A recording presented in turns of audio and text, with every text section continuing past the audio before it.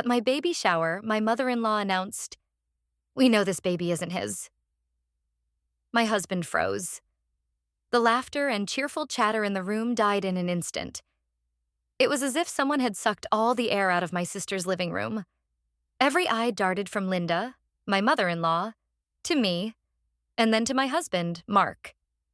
Linda stood there with a triumphant, ugly little smile on her face, her hands clasped in front of her as if she had just delivered a beautiful toast. The pink and blue balloons tied to the chairs suddenly seemed foolish and garish. The pile of gifts on the table, filled with tiny socks and soft blankets, felt like a monument to a life that had just been shattered. I looked at Mark. His face was pale, his mouth slightly open. He was not looking at his mother. He was not looking at me. He was staring at a spot on the wall, completely and utterly frozen.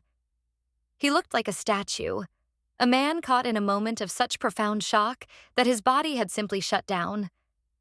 My own heart felt like it had stopped beating for a second, and then it started again with a painful, heavy thud. A wave of heat washed over my face. I could feel the blush of humiliation creeping up my neck. All of our friends were here. My mother was here. My sister, who had spent weeks planning this party, was standing by the food table with a platter of mini quiches held halfway to the table, her expression one of pure disbelief. Linda's words echoed in my head. "We know this baby isn't his." We. Who was we? Her eyes scanned the room, daring someone to challenge her. She looked so certain, so righteous. The cruelty of it was breathtaking. To do this here, now, in front of everyone who loved us. It was not a question. It was a declaration of war. My mind raced, trying to make sense of it. There was no basis for her claim. None. Mark and I had been together for 7 years, married for 4. We had wanted this baby so much. After 2 years of trying, of quiet heartbreaks each month, we had finally seen that positive test. Our joy had been boundless. And now, this. This poison, injected right into the heart of what should have been one of the happiest days of our lives. I felt a tremor start in my hands. I set down the small decorated cupcake I had been holding. I needed my hands to be steady. I looked back at Mark. Still frozen, still silent. His silence was the most damning thing in the room. It was an absence, a vacuum where his defense of me, of our child, should have been. Every second that he stood there, mute and helpless, Linda's accusation gained weight. It began to feel real, plausible, simply because he was not denying it. A cold dread, sharper and more painful than the initial shock, began to seep into me. This was not just his mother's attack. This was his failure. I knew in that moment that I had a choice. I could crumble. I could burst into tears, run from the room, and let her win. I could let her burn our lives to the ground while my husband stood by and watched the flames. Or I could fight. I could stand up, not just for myself, but for the innocent child growing inside me. The child she had just tried to brand with a lie before he had even taken his first breath. The anger that had been simmering under the shock suddenly boiled over. It was a clean, pure rage, and it cleared my head. It gave me strength. I took a slow, deliberate breath. I turned my gaze from my husband's empty face and looked directly at my mother-in-law. I would not let her have this. I would not let her win. I, 28F, had always known my mother-in-law, Linda, was difficult. Mark, 30M, had warned me when we first started dating. She was controlling. She had opinions about everything, and she saw me as a rival for her son's affection. I had spent years trying to win her over. I bit my tongue at her backhanded compliments about my cooking. I smiled through her passive-aggressive comments about my career. I always bought her thoughtful, expensive gifts for her birthday and Mother's Day, hoping to thaw the frost. Nothing ever worked. She maintained a polite but distant wall, treating me like a temporary fixture in her son's life. When we announced I was pregnant, her reaction had been strangely muted. A tight, thin smile and a curt, "Well, that's something." I had brushed it off, telling myself she just needed time to get used to the idea of being a grandmother. I was wrong. This was not her getting used to it. This was her trying to end it. The silence in the room stretched on, thick and unbearable. Everyone was waiting for the explosion. My sister Chloe finally put the platter down and took a step toward me, her face a mask of protective fury. My own mother looked like she was about to launch herself across the room at Linda. But I held up a hand, a small, subtle gesture to tell them to wait. This was my battle to fight. I had to be the one to speak first. I had to be the one to take back control. I turned my body fully to face Linda. I let the silence sit for one more long, agonizing second, letting her feel the weight of every stare in that room. I wanted her to feel the full impact of what she had done. Then I spoke. My voice was quiet, but it cut through the tension like a knife. "Excuse me, Linda?" I asked, as if I had simply misheard her. "What did you just say?" Her smug smile faltered for a fraction of a second. She had expected tears and hysterics. She had not expected calm defiance. She recovered quickly, lifting her chin. "You heard me," she said, her voice loud and accusatory. "I said, we know this baby isn't Mark's." I took a step toward her. I could feel Mark flinch beside me, a tiny movement, the first sign of life he had shown. But he still said nothing. "We?" I repeated, my voice still level. "Who is we, Linda? Are you speaking for my husband now? Because he seems to be having some trouble speaking for himself." I did not look at Mark when I said it, but I felt the sting of my own words directed at him. He needed to hear it. He needed to understand the depth of his betrayal. Linda's eyes flickered toward Mark. "Mark knows," she insisted, her voice gaining a shrill edge. "He's just too good, too kind to say it. He doesn't want to cause a scene." "I see," I said, my voice dripping with false understanding.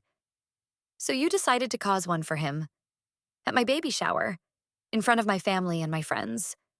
How very thoughtful of you." I let that hang in the air. A few of our friends shifted uncomfortably. Someone coughed. The social fabric of the party was tearing apart, and Linda was holding the scissors. "I am just trying to protect my son," she shot back, her voice rising. She was losing control of the narrative, and she knew it. She was no longer the righteous truth teller. She was becoming a hysterical woman making a scene. "Protect him from what?" I pressed. "From his wife? From his own child? You have come into my celebration, a day about my baby, and you have tried to ruin it with a disgusting, baseless lie." I took another step, closing the distance between us until I was standing directly in front of her. I was taller than her, and for the first time, I used it. I looked down at her. "Let me be perfectly clear. This baby is Mark's. Your accusation is vile, and you have deeply, deeply embarrassed yourself." "It's not a lie," she shrieked. "There are things we know." "Then say them," I challenged her. My heart was pounding, but my voice was steady. "What things? What proof do you have? Or are you just throwing filth, hoping some of it will stick?" I am a very direct person. I do not do well with hints or vague insinuations. If she had something to say, she was going to say it now, or she was going to be exposed as a liar. She sputtered. Her face was red and blotchy. "I don't have to explain myself to you," she snapped, her eyes darting around the room, looking for an ally. She found none. Every face was turned against her. Even her own husband, Mark's father, Frank, looked mortified. He was shaking his head slowly, his hand covering his mouth. "No," I said, my voice dropping to an icy whisper. "You don't, but you do have to leave. Now." That was it. The final line. I had drawn it. The shock on her face was profound. She had expected a fight, a screaming match, a dramatic collapse. She had not expected to be dismissed. She had not expected to be kicked out. "You can't," she started. "I can," I interrupted her.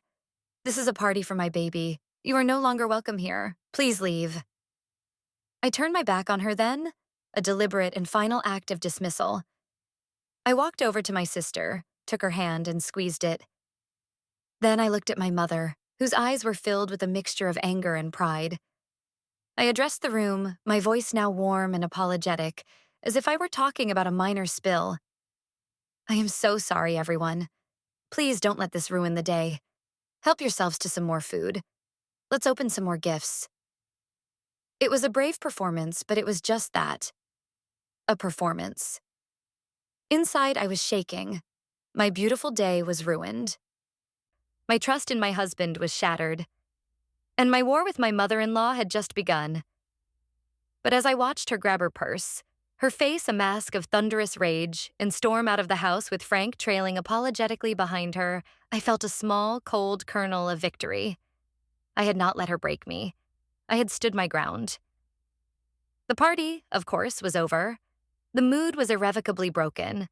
People made their excuses, giving me tight, sympathetic hugs and whispering words of support. "She's crazy," one friend murmured. "Don't listen to her," said another. They were trying to be kind, but their pity felt almost as bad as Linda's malice. Chloe and my mother helped me clean up. We packed the uneaten food and stacked the gifts in a corner. We barely spoke. There was nothing to say. The ugly scene hung in the air, refusing to dissipate. Mark had disappeared. I found him sitting on the back porch, his head in his hands. He had not said a single word since his mother's outburst. He had not followed her out. He had not come to my side. He had simply vanished, leaving me to face the fallout alone. I stood in the doorway looking at the back of his head. The anger I had felt in the living room was gone, replaced by a deep, hollow ache. The man I had married, the man I had promised to build a life with, had just shown me that when it mattered most, he would freeze. He would let his mother attack me, attack our unborn child, and he would do nothing. The drive home was silent. The gifts we had piled into the back seat seemed to mock us. Mark drove, his hands tight on the steering wheel, his jaw clenched. I stared out the window, watching the world go by, feeling utterly disconnected from it. I felt like I was in a bubble, a silent, lonely space where the only sound was the ringing of Linda's words in my ears. When we got home, he walked into the house ahead of me and went straight to the kitchen. He poured a glass of water, his back to me. I closed the front door and leaned against it, the exhaustion of the day hitting me all at once. My body ached. My mind ached. "Mark?" I said. My voice was flat. He didn't turn around. "I'm sorry, Claire," he mumbled into the sink. "Sorry for what?" I asked. I needed to hear him say it. I needed to know if he understood the full extent of his failure. "Are you sorry for what your mother did?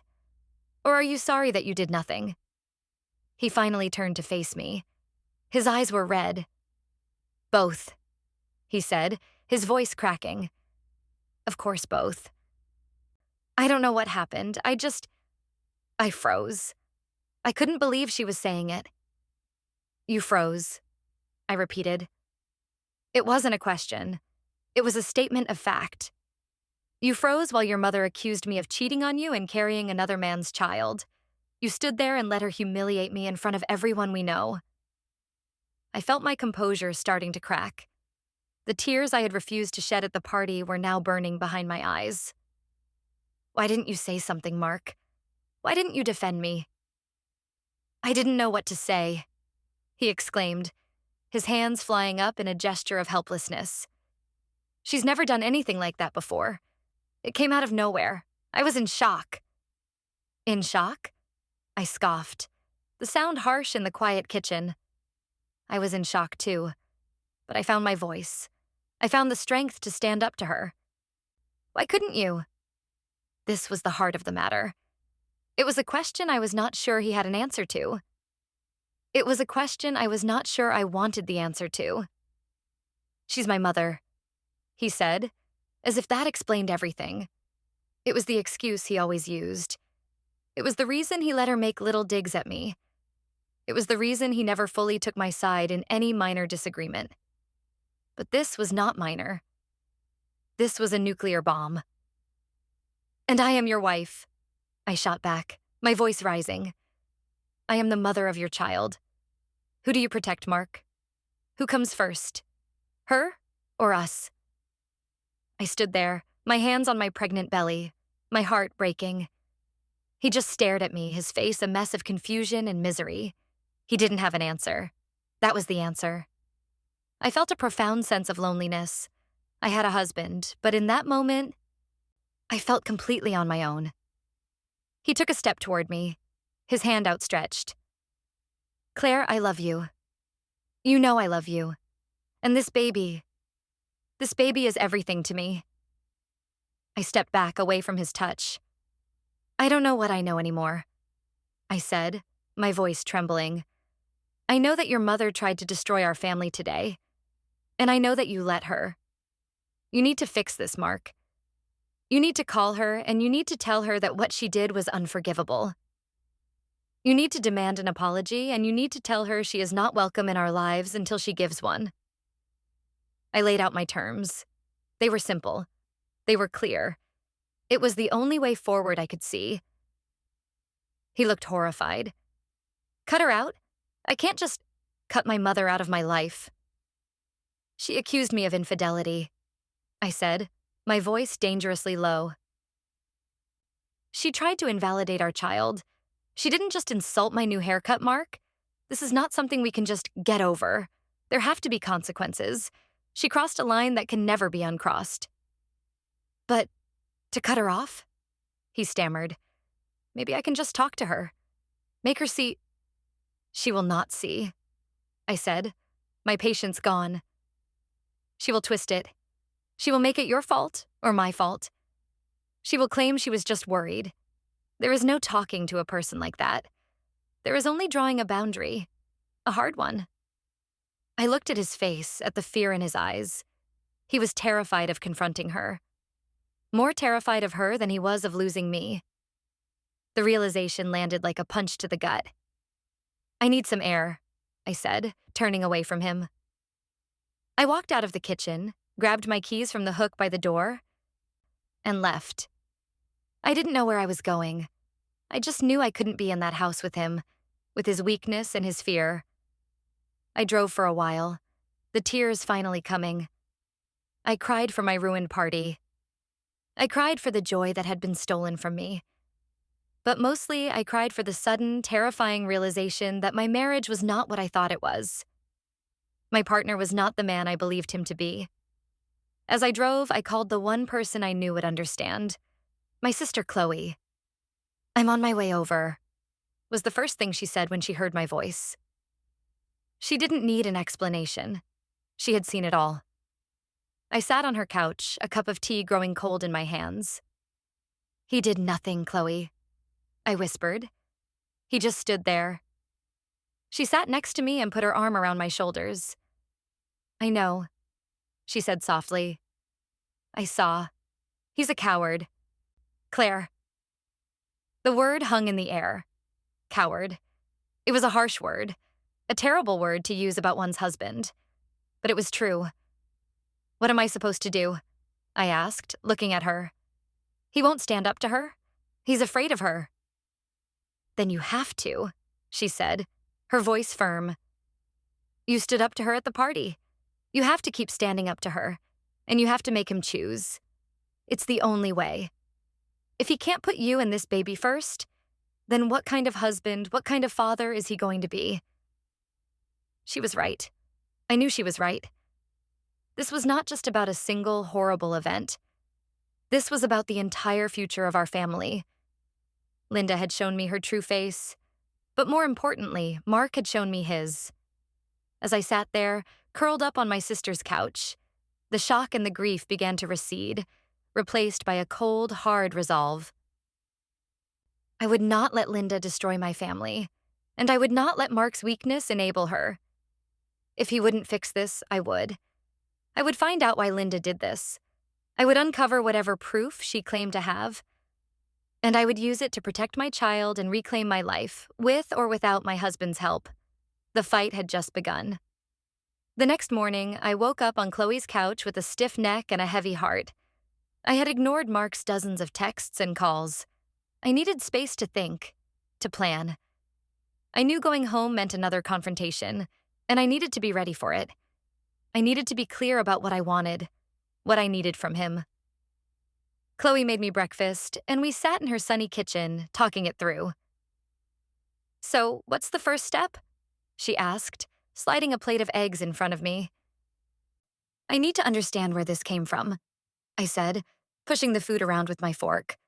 I had no appetite. "It was too planned, Chloe." The way she said it. "We know." It was a performance. She wanted to cause maximum damage. "So you think she has some kind of fake proof?" Chloe asked. "I don't know," I admitted. Maybe she twisted something Mark said. Maybe she overheard something out of context. Or maybe she just made it all up. But I need to know. I can't fight back if I don't know what I'm fighting against. I thought for a moment. "And the we? Who is we? Is my father-in-law in on this?" He looked shocked, but who knows. "Frank? No way," Chloe said, shaking her head. "He's terrified of Linda. He just does what he's told. My guess is the we is just her royal we. Or she's been talking to one of her gossipy sisters." That made sense. Linda had two sisters, both of whom were just as prone to drama as she was. "Okay," I said, a plan starting to form in my mind. "First, I need to talk to Mark. I need to get everything he knows. Every weird comment, every strange question his mother has asked over the past few months. He's been hiding things to protect me, and that has to stop now." "And if he won't talk?" Chloe asked gently. "Then that tells me everything I need to know about our marriage," I said, the words tasting like ash. "Step 2 is trying to get ahead of her narrative. She's probably been spreading this poison for a while. I need to find out who she's been talking to." "Like who?" "His family," I said. "There are a few relatives who are decent. His Aunt Carol, maybe. She's always been kind to me. She sends me birthday cards. She never seemed to be a part of Linda's inner circle." "Good idea," Chloe said. "A quiet, fact-finding mission. No drama, just gathering information." "Exactly," I said. My resolve was hardening. This was no longer just an emotional crisis. It was a strategic problem. I had to approach it like one. Armed with a plan, I finally felt ready to go home and face my husband. When I walked through the door, the house was quiet. Mark was sitting at the dining room table, his laptop open but untouched. He looked like he hadn't slept. He stood up the moment he saw me. "Claire," he said, his voice thick with relief. "I was so worried. I'm so sorry." I put my purse down on the counter. "I don't want apologies. Mark," I said, my voice calm and even. "I want answers, and I want action." He nodded eagerly. "Anything. Whatever you want." "Sit down," I said. We sat at the table, the same table where we had shared so many happy meals, now feeling like a boardroom. "I need you to tell me everything. Every single strange comment your mother has made about me or this pregnancy in the last 9 months. Don't leave anything out. Don't edit it to make it sound better. I want the raw, honest truth. The time for protecting me from her words is over. You've only succeeded in leaving me unprepared." He flinched at my words, but he nodded. He took a deep breath. "Okay," he said. "There have been things, little things." He started to talk, and as he did, a sickening picture began to emerge. It started subtly. A few months ago, Linda had asked him if I seemed tired. He'd said yes, of course, I was pregnant. She had hummed and said, "Yes, it must be very tiring." Then there were questions about my friends. Did I still see my old college friends? Did I go out for lunch with my coworkers? He had answered her questions innocently, not seeing the pattern, not understanding what she was digging for. "And then, about a month ago," he said, his voice dropping. "She made a joke. We were on the phone and she said something like, 'Are you sure you're ready for this?' It's a lot of work raising a kid, especially when you can't be sure. I stared at him. She said that? Especially when you can't be sure? He nodded, looking miserable. Yeah, I got angry. I told her that was a horrible thing to say. She immediately backpedaled. She said she was just joking, that I was being too sensitive. She said she just meant that all new fathers are nervous. I believed her. Or I wanted to believe her. You wanted to believe her, I repeated flatly. So you said nothing to me. I didn't want to upset you, he insisted. I knew how you felt about her. I thought I had handled it. I told her to never make a joke like that again. I thought she understood.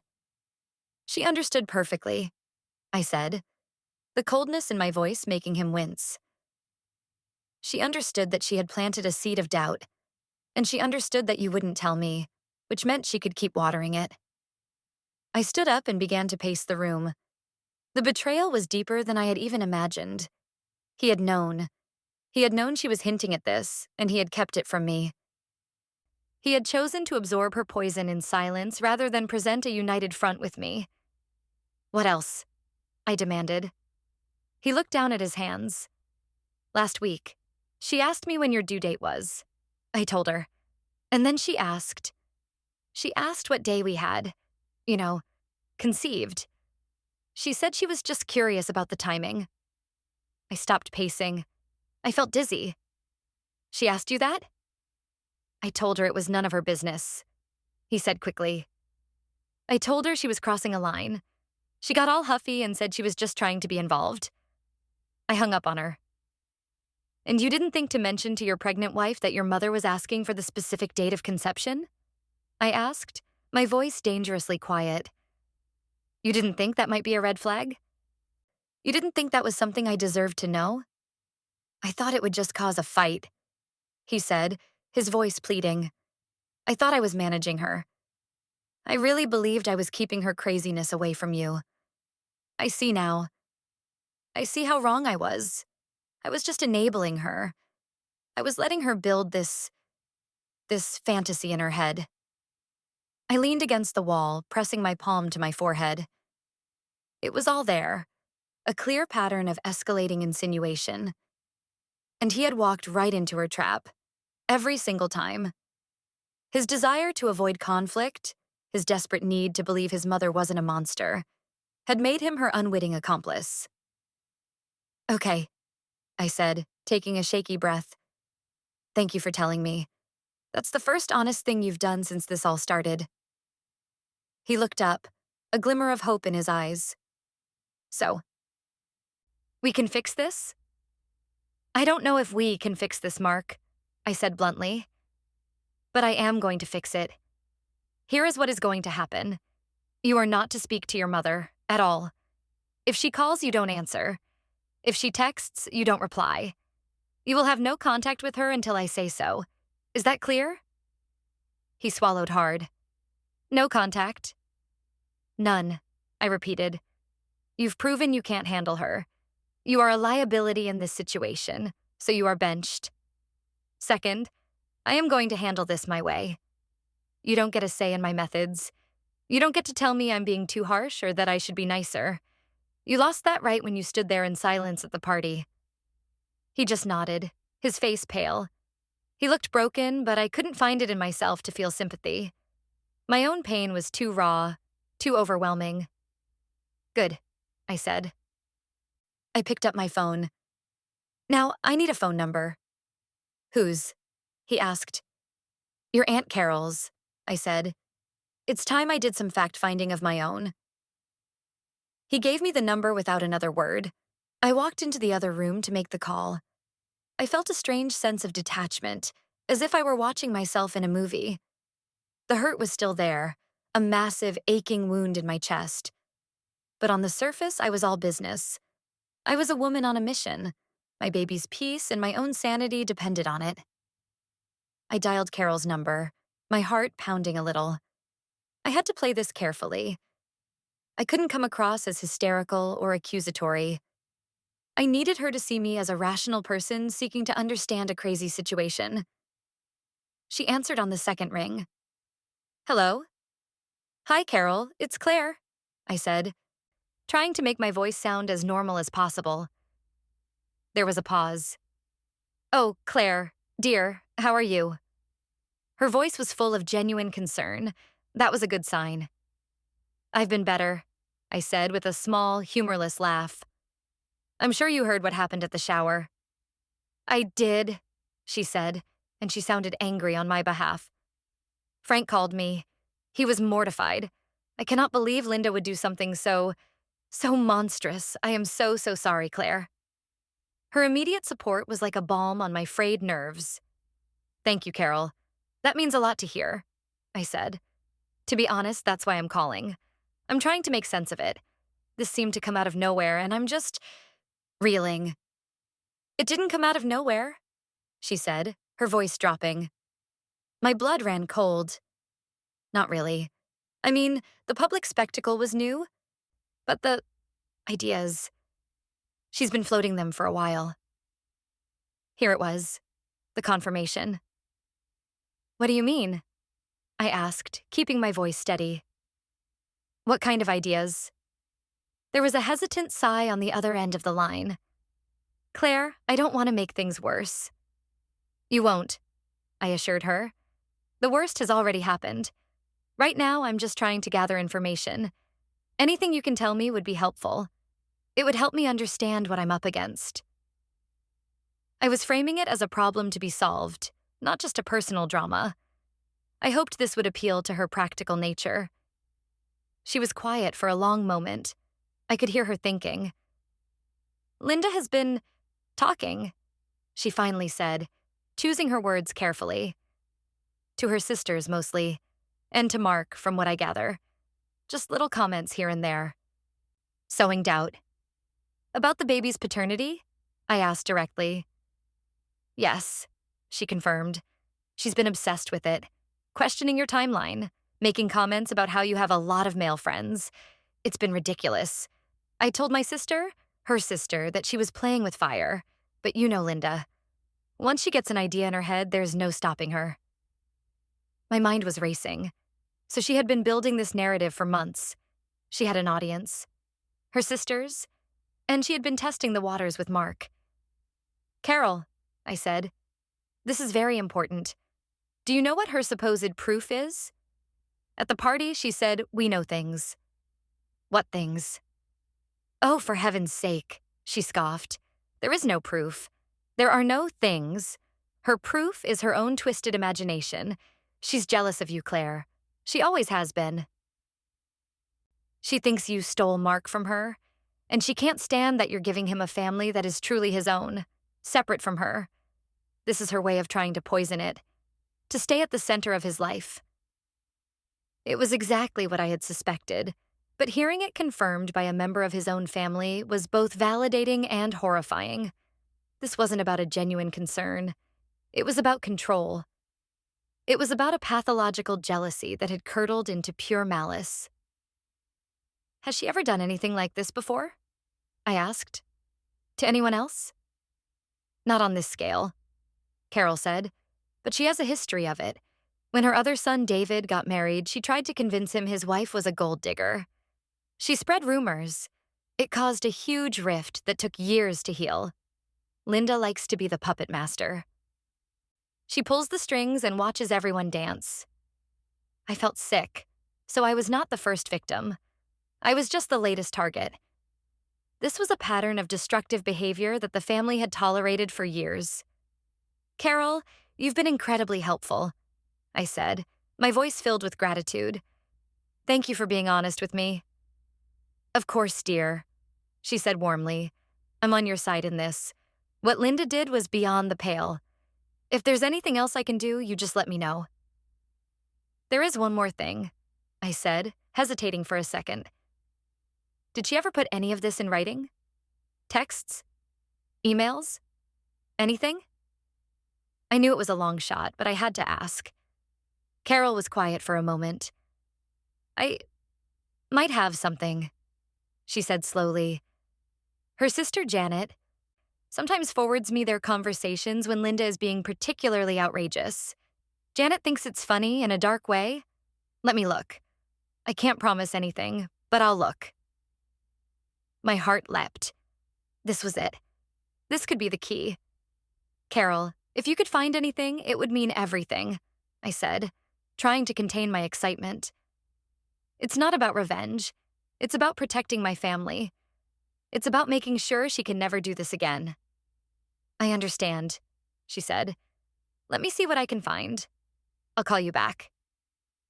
We hung up and I stood in the middle of the room, my mind spinning.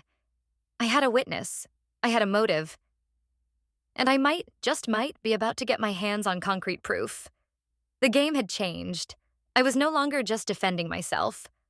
I was building a case. I walked back into the dining room where Mark was still sitting, looking lost. He looked up at me, his eyes questioning. Your aunt is on our side, I said simply. And she might have proof of your mother's premeditated campaign against me. The color drained from his face. The reality of what his mother had done, the sheer, calculated malice of it, was finally beginning to sink in. For the first time, I saw not just fear of his mother in his eyes, but a true and profound shame. It was a start. The next few days were a strange limbo. Mark was a ghost in our house. He was quiet, deferential, and deeply sad. He did everything I asked. He cooked. He cleaned. He put together the baby's crib, his movements slow and methodical, as if the simple task required all of his concentration. He was trying to show me he was sorry, trying to earn back a sliver of my trust through actions, not words. I appreciated the effort, but it felt like placing a bandage on a gaping wound. The real work had not yet begun. He was still avoiding the core issue, his inability to confront his mother. For now, I let it be. I had told him to stay on the bench, and that was where he would remain until I had a solid game plan. My phone was a source of constant anxiety. Linda had tried calling both of us dozens of times. She had left a string of voicemails, each one more manipulative than the last. The first few were angry. How dare you kick me out? I am your mother. You will call me back this instant. Then they turned to wounded self-pity. I was only trying to help. My heart is broken that you would treat me this way. I just love my son so much. The latest ones were filled with fake concern. I'm worried about you, Mark. She's turning you against me. You need to talk to me before she poisons you completely. It was a masterclass in gaslighting. I made Mark listen to every single one. I wanted him to hear the crazy. I wanted him to understand that there was no reasoning with this woman. He would listen, his face pale and then just nod. Okay. He would say quietly. My own mother called every day. Any news? She would ask, her voice tight with anger. Have you heard from that woman? She's been calling, I told her. We're not answering. Good, she said, satisfied. And Mark, is he still acting like a wet noodle? My mother had never been one to mince words. He's trying, I said, which was the most generous description I could offer. He's doing things around the house. He's being quiet. Quiet doesn't fix this, she sniffed. He needs to find his spine. It's probably in his mother's purse. Her bluntness was harsh, but it was also grounding. She was right. Quiet was not enough. But for now, it was all he was capable of, and I had bigger fish to fry. My entire focus was on waiting for Aunt Carol's call. Every time my phone buzzed, my stomach lurched. After 3 long days, I was starting to lose hope. Maybe Carol had changed her mind. Maybe she had decided it was too risky to get involved. Maybe there was nothing to find. The doubt began to creep back in. Without concrete proof, it was just my word against Linda's. And in their family, Linda's word had always carried more weight. On the 4th day, I was sitting on the couch, trying to read a book about baby sleep schedules, but my mind kept wandering. My phone rang and I saw Carol's name on the screen. I snatched it up, my heart hammering against my ribs. Hello? I said, my voice breathless. Claire, it's Carol, she said. She sounded subdued. I found something. I sat up straight. You did? What is it? It's a text thread, she said. Between Linda and Janet, from about 2 weeks ago. Janet sent it to me with a comment like, "Can you believe this woman?" I had forgotten all about it until you called. She paused. "Claire, it's not pretty." "I don't need it to be pretty, Carol," I said, my voice firm. "I just need it to be true. Can you send it to me?" "I've already forwarded the screenshots to your phone," she said. "They should be there now." She hesitated. "Are you sure you want to see this? It's cruel." "I'm sure," I said. "I need to see it." "All right then," she said softly. "Call me if you need to talk. And Claire, I'm on your side. Don't forget that." "Thank you, Carol," I said, my voice thick with emotion. "I won't." We hung up, and a moment later, my phone buzzed with an incoming message. It was from Carol. There were 4 screenshots. My hand was shaking as I opened the first one. It was a conversation between Linda and her sister Janet. Linda, "The shower is on Saturday. I think that's the day I'm going to do it." Janet, "Do what? You're not still on about this paternity thing, are you?" "Let it go, Lynn." Linda, "I can't let it go. It's my grandchild. I have a right to know. And Mark is too weak to ask her himself. He just accepts everything she says. Someone has to be the strong one." My breath hitched. There it was, in black and white. A premeditated plan. I opened the second screenshot. Janet, "Strong one? Or the one who blows up her son's life? What if you're wrong? You'll look like a fool." Linda, "I'm not wrong. I can feel it. She's been cagey about the dates, and he told me she still has lunch with that guy from her old job. You know, the one she was always friends with. It's suspicious." I felt a surge of rage. The guy from her old job was named Paul. He was gay and had been one of my closest friends for a decade. Linda knew this. She had met him several times. She was deliberately twisting an innocent friendship into something sordid to build her case. It was pure, calculated malice.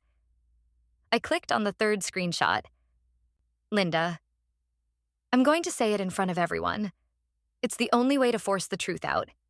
If I put her on the spot, she'll crack. She won't be able to lie with everyone watching." Janet, "This is a terrible idea, Linda. You're playing with fire." Linda, "It's a fire that needs to be lit. He needs to see her for what she is. I'm protecting him. One day he'll thank me." The delusion was staggering. She had cast herself as the hero of this story, the brave mother saving her son from the clutches of a deceitful woman. The final screenshot was the one that made my blood run cold. Janet, "And what if Mark sides with her? What if this pushes him away from you for good?" Linda, "He won't. In his heart, he knows. He told me he was nervous. He said she seemed different. He's just scared. When the truth comes out, he'll be relieved. He'll come back to me. She's just a phase. I'm his mother. I'm forever." I dropped the phone on the couch as if it had burned me. I put my face in my hands and took a long, shuddering breath. It was all there. The motive, the plan, the manipulation, the sickening, possessive belief that her son belonged to her. She hadn't just suspected something. She had invented it. She had built a case out of thin air and innocent facts, twisted to fit her narrative. And the worst part, the part that cut the deepest, was how she had used Mark's own anxieties, his normal new father nerves, and reframed them as suspicion of me. She had poisoned him against me using his own words. I felt a strange, terrifying calm settle over me. The grief was gone. The hurt was gone. All that was left was ice. I now had the weapon I needed. It was not just a shield to defend myself. It was a sword. I could end this. I could expose her for exactly what she was, in a way that no one could deny or excuse. I stood up and walked into the nursery. Mark was on his knees, carefully assembling a bookshelf. He looked up as I entered, a hopeful, questioning look on his face. I held out my phone. "You need to see this," I said, my voice devoid of all emotion. He wiped his hands on his jeans and took the phone. He scrolled through the screenshots, his face growing paler with each one. I watched him. I watched his expression shift from confusion to shock, to horror, and finally to a deep, profound shame. He sank back on his heels, the phone clattering to the floor. He looked up at me, his eyes wide with the devastation that mirrored my own. I had no idea, he whispered. She used me. She twisted everything I said. Yes, I said. She did. That comment about being nervous, he stammered. I told her that months ago. I was just nervous about being a dad. It had nothing to do with you. She made it about you. He put his head in his hands. Oh God, Claire. What has she done? She has tried to destroy our marriage and delegitimize our child to satisfy her own sick need for control, I said, spelling it out in the plainest terms possible. She planned it. She was proud of it.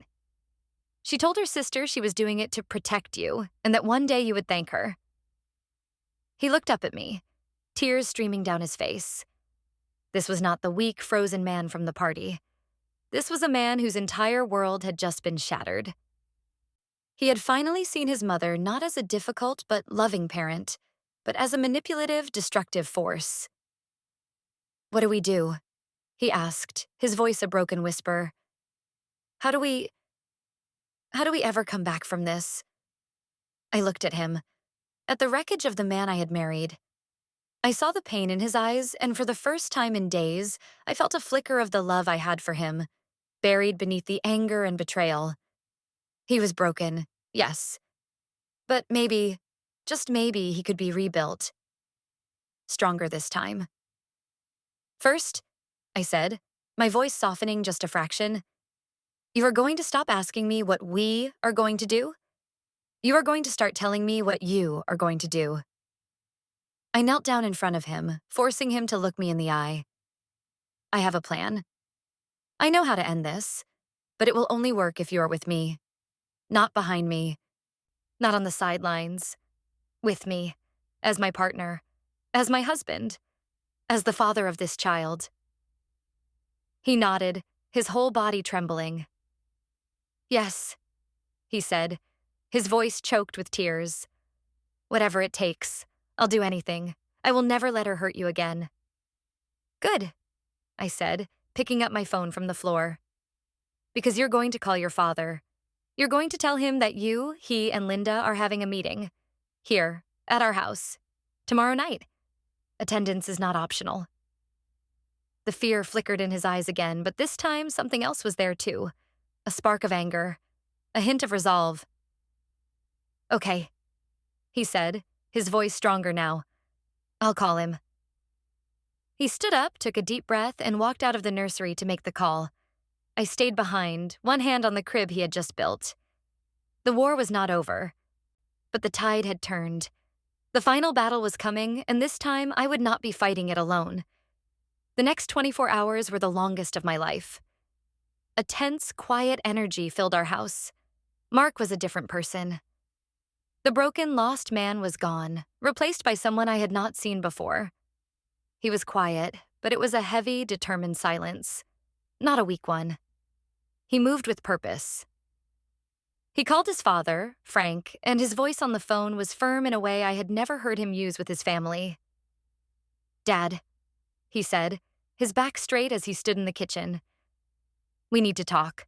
All of us. You, me, and Mom. You need to come over to our house tomorrow night at 7. I could hear Frank's muffled voice on the other end, probably full of questions and excuses. It's not a request, Mark said, cutting him off.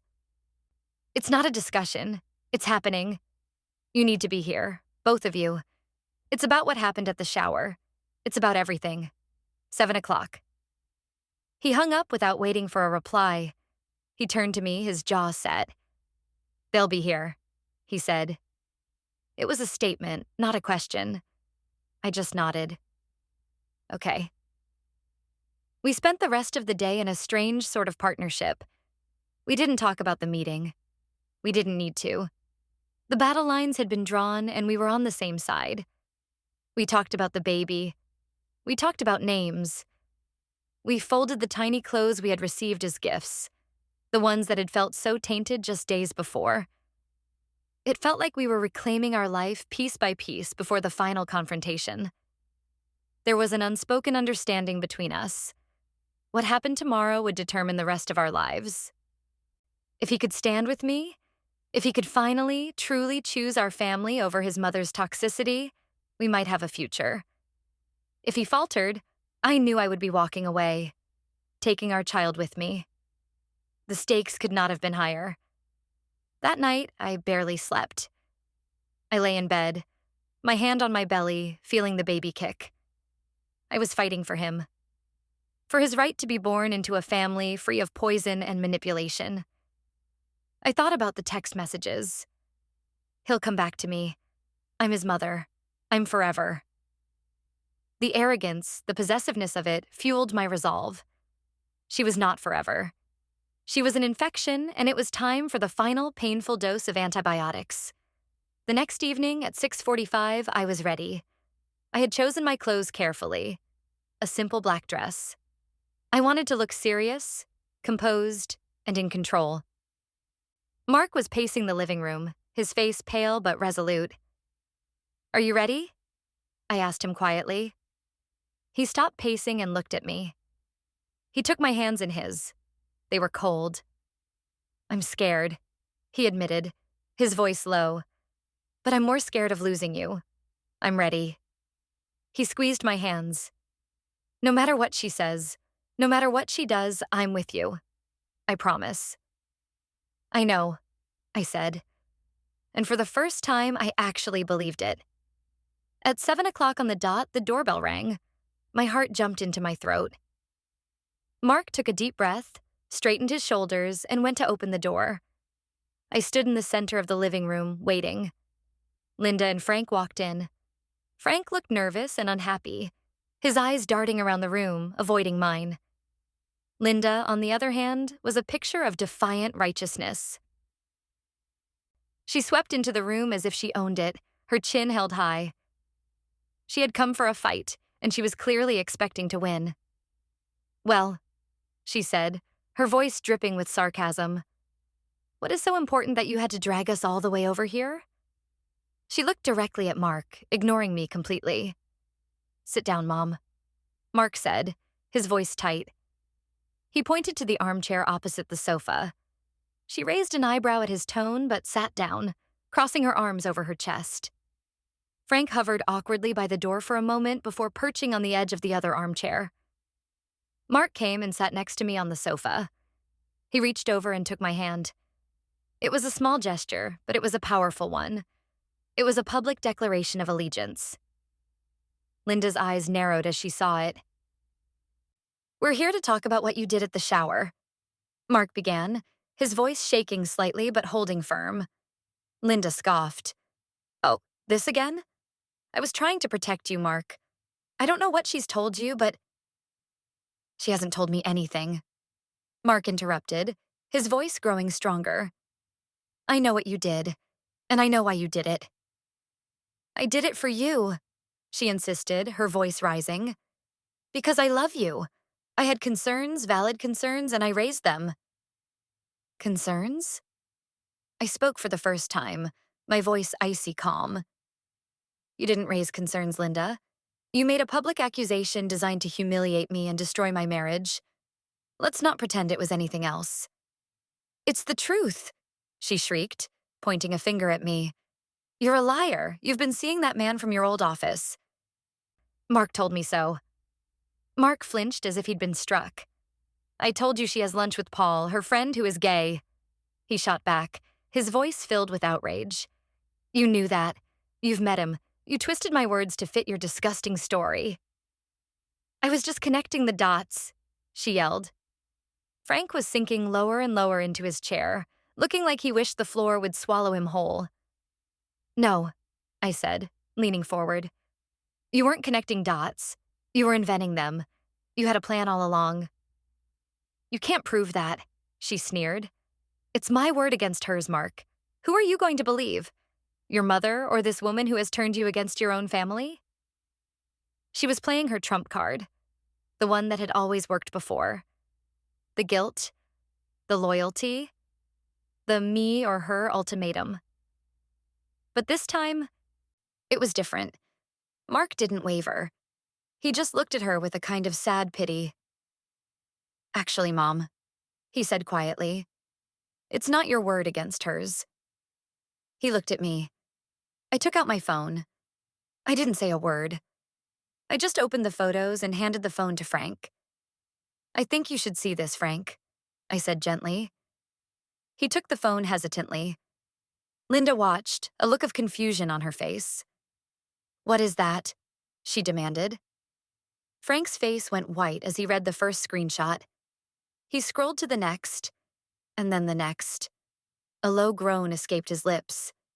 He looked up, first at his wife, then at me, his eyes filled with a horrified understanding. "Linda," he whispered, his voice trembling. "What did you do?" "What is it?" she snapped, trying to snatch the phone from him.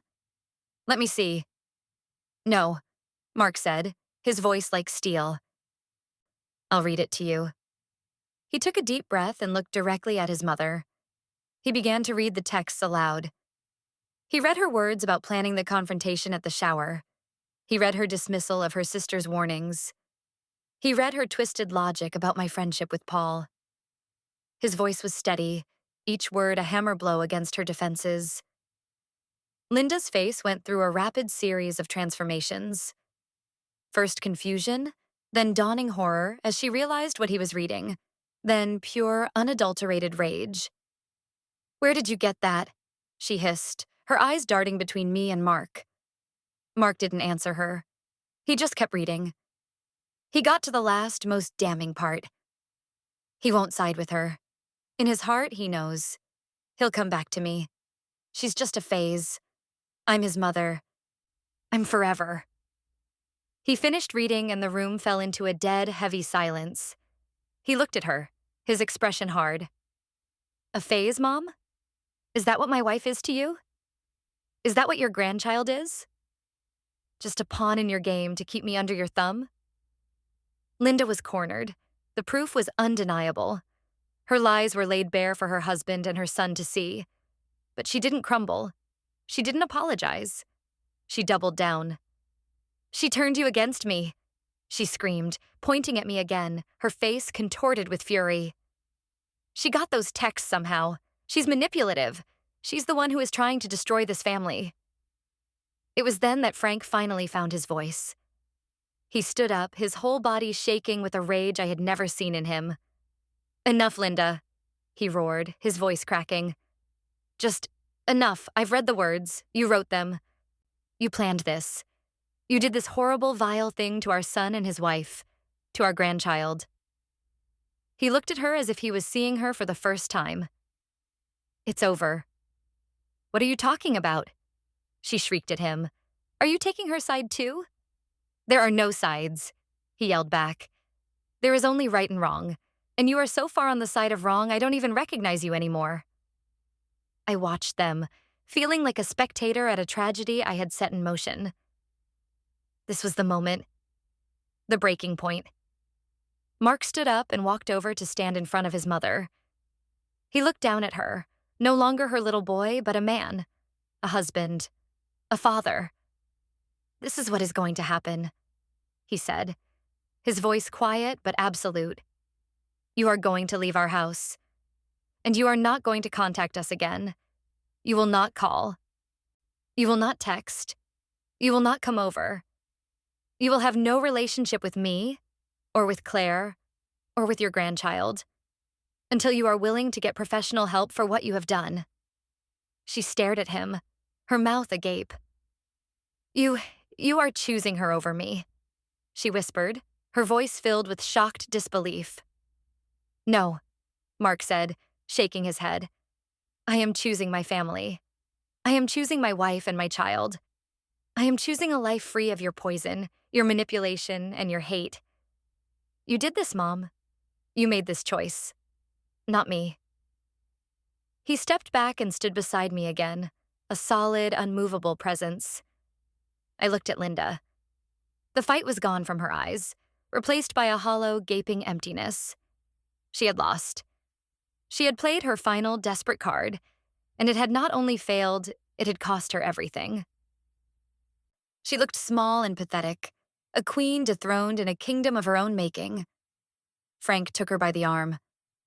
"Let's go, Linda," he said, his voice flat and weary. She didn't resist. She let him pull her to her feet and lead her toward the door like a child. At the door, she turned for one last look. Her eyes were full of a terrible, bottomless hatred, all of it directed at me. She opened her mouth as if to say something, one last venomous word. "Don't," Mark said, his voice a low warning. She closed her mouth. A second later, they were gone. The front door clicked shut, and the silence that filled the room was not tense or heavy. It was clean. It was peaceful. It was the sound of freedom. I let out a breath I didn't realize I had been holding. I sagged against Mark, the adrenaline finally leaving my body, leaving me weak and exhausted. He wrapped his arms around me and held me tight. "It's over," he whispered into my hair. "It's really over." I buried my face in his chest, and, for the first time since this whole nightmare began, I cried. But these were not tears of pain or humiliation. They were tears of relief. In the days and weeks that followed the confrontation, a new normal began to settle over our lives. The silence from Mark's parents was absolute. Linda, true to form, made no attempt to apologize or seek help. She simply vanished from our world, and the peace that descended was profound. It was like a constant, high-pitched noise that had been buzzing in the background of my life for years had suddenly been switched off. I hadn't even realized how much it had been affecting me until it was gone. Mark and I started going to therapy, both together and separately. It was hard. There was so much to unpack. His fear of his mother, his lifelong habit of avoiding conflict, the damage his passivity had done to our trust. He was brutally honest in our sessions. He admitted that he had been a coward. He admitted that he had prioritized his mother's feelings over mine for our entire relationship. He took full responsibility for his failure to protect me. "I always knew she was difficult," he said in one session, his voice thick with regret. "But I saw it as my problem to manage. I thought I could build a wall around you to keep her craziness out. I never realized that by doing that, I was leaving you on the outside, alone. The wall wasn't protecting you, it was isolating you. And it left me trapped in there with her."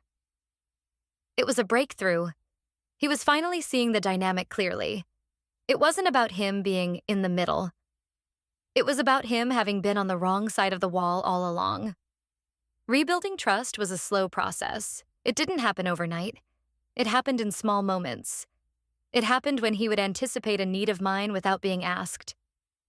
It happened when he would talk openly about his feelings instead of shutting down. It happened when he would look at me and say, "I'm sorry, and I'm going to spend the rest of my life proving it." Slowly, painstakingly, we began to find our way back to each other, building something new and stronger on the ruins of what had been broken. Aunt Carol called me about a week after the meeting. "I heard what happened," she said, her voice full of relief. "Frank called me. He told me everything. He said Mark was incredible." "He was," I agreed. He finally stood up. "I'm so proud of him," she said, "and I'm so sorry for what my family put you through. Linda, she's not well. Frank is trying to get her to see someone, but she refuses. She's telling everyone that you fabricated those texts and brainwashed Mark." "I figured she would," I said with a sigh. I was not surprised. "Don't worry," Carol said quickly. "No one believes her. Not anymore. You exposed her, Claire. Frank showed me and Janet the texts. The whole fantasy she built has crumbled. She has no allies left." That was a small comfort. Her social power, the thing she had wielded for so long, was gone. She was isolated in her own bitterness. My sister Chloe and my mom were, of course, thrilled. "I knew he had it in him," my mom declared over the phone. He just needed a good, strong woman to help him find his spine. It was her version of a compliment. Chloe was just happy to see me smile again. "You look lighter," she said to me one afternoon as we sat in the newly finished nursery. And I was. I felt like I had shed 100 pounds of emotional weight. 2 months later, our son Leo was born. He was perfect. He had Mark's eyes and my nose. Holding him in my arms for the first time, all the pain and drama of the past few months faded away. None of it mattered anymore. All that mattered was this tiny, perfect person in my arms. Mark was a natural father. He was attentive, loving, and completely besotted with our son. Seeing him with Leo, I felt the last remnants of my anger toward him melt away. He was a good man who had been raised in a toxic system. He had made a terrible mistake, but he had owned it, and he was doing the work to fix it. He was becoming the partner and the father I had always known he could be. When Leo was about 6 weeks old, a package arrived in the mail. It was a small, flat envelope with no return address, but I recognized Linda's spidery handwriting. My stomach clenched. I almost threw it away, but curiosity got the better of me. I opened it.